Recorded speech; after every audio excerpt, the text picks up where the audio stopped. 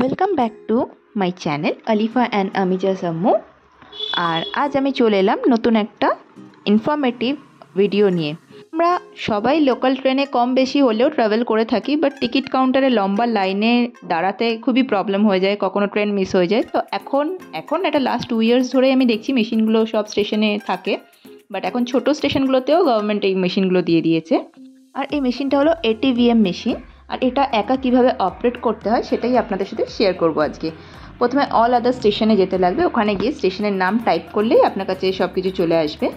আর ওখানে একজন অপারেটর ছিল, উনি আমাকে পুরো ডিটেলসটা ভালোভাবে বুঝিয়েছে, সেটাও আপনাদের সাথে শেয়ার করছি, শুনুন ওনার কথা। कोई भी स्टेशन, जो भी स्टेशन, कोई भी स्टेशन का नाम टिकट शियालदा ही मान लीजिए। SEAL मारेंगे तभी सियालदा आ गया। हाँ, हो गया। उसके बाद जर्नी डिटेल्स में जाएंगे।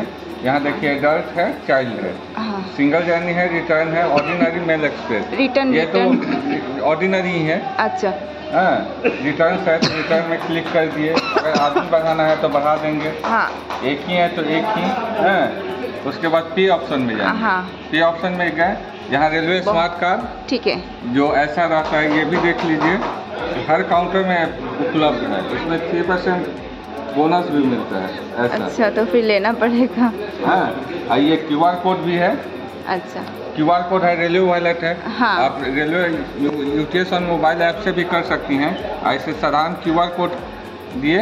अच्छा, ये ज़्यादा मतलब आसान रहता है, सबके पास UPI है। हाँ, सबके पास UPI है ना। स्कैन करना है, उसके बाद टिकट आ जाएगा।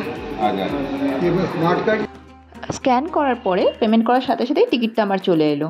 আর সবার কাছে তো রেলওয়ে স্মার্ট কার্ড থাকে না, তো UPI যেটা আছে, ফোনপে, গুগল পে, আজকাল সবার কাছেই অ্যাভেলেবেল এটা, তো এটা দিয়ে খুব সুবিধা হয়।